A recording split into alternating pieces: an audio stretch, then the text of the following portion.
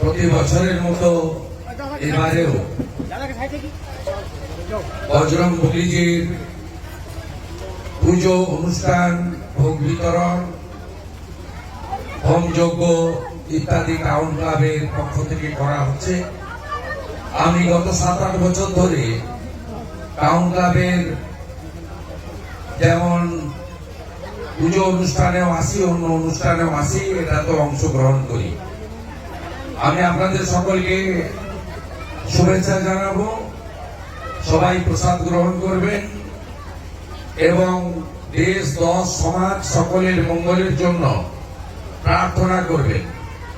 এবং আমাদের যে সনাতন সংস্কৃতি আছে, নিজ ধর্মের প্রতি আস্থাশীল, অপর ধর্মের প্রতি শ্রদ্ধাশীল, আমরা চাইব সব অশান্তি হানাহানির ঊর্ধ্বে উঠে আমরা যে যার নিজ নিজ ধর্ম পালন করব, শান্তিতে বসবাস করব।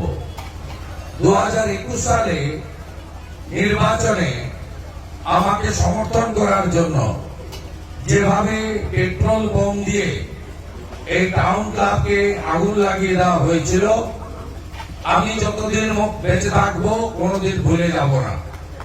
এবং দিন আসবে যেদিন দেবব্রত মাইতির মতো খুনিদের মতো টাউন ক্লাবের হামলাকারীদেরও উপযুক্ত শাস্তি আমরা নিশ্চিতভাবে দিতে পারবো। সেদিনই আমাদের মনের শান্তি ফিরে আসবে।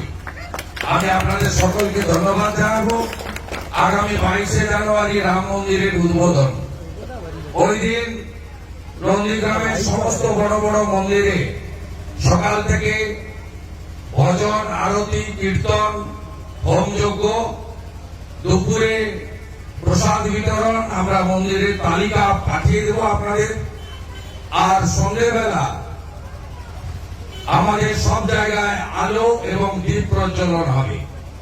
আগামী পৌষ সংক্রান্তির পর থেকে 3 দিন 17টি অঞ্চলে আমার ভাইরা বন্ধুরা স্বেচ্ছাসেবক হিসেবে মাটির প্রদীপ আপনারা যারা ইচ্ছুক তাদের বাড়িতে পৌঁছে দেওয়ার কাজও করবে।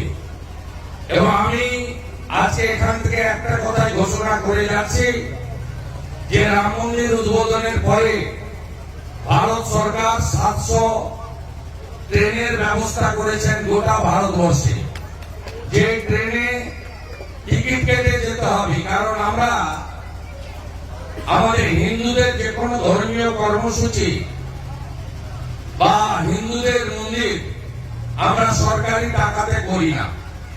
তাই দীঘার জগন্নাথ কালচারাল সেন্টারের সঙ্গে রাম মন্দিরের কোনো সম্পর্ক নেই। রাম মন্দির আমাদের সকলের নিধি বিশ্ব হিন্দু পরিষদ সংগ্রহ করেছিল। আমাদের টাকায় আমাদের মন্দির হয়েছে, সরকারি টাকায় নয়। আমরা সরকারি টাকাও নিই না। কিন্তু রেল ব্যবস্থা করেছে রাম মন্দির দর্শনের জন্য, প্রচুর ট্রেন দিয়েছে, 700 ট্রেন। আমি আমার নন্দীগ্রামের যারা ট্রেনের টিকিট কেটে যেতে পারবেন না এমন ভক্তদের প্রতি মাসে 100 জন করে আমি যাতায়াতের ব্যবস্থা করে দেবো। আমার পক্ষ থেকে প্রতি মাসে 100 জন করে অযোধ্যা রাম মন্দির দর্শন কর্মসূচি এই জানুয়ারি মাস থেকে 22 তারিখের পর থেকে নন্দীগ্রামে শুরু হবে এবং যারা নিজেদের ক্ষমতায় যেতে পারেন তারা নিশ্চয়ই তীর্থক্ষেত্রে যাবেন, যারা পারবেন না তাদের জন্য আপনাদের সেবক শুভেন্দু আপনাদের সাথে আছে। আপনারা সবাই ভালো থাকবেন। ভারত মাতা কি, ভারত মাতা কি জয় শ্রীরাম, জয় শ্রীরাম। বজরং বলি জি কি, বজরং বলি জি কি, বজরং বলি জি কি।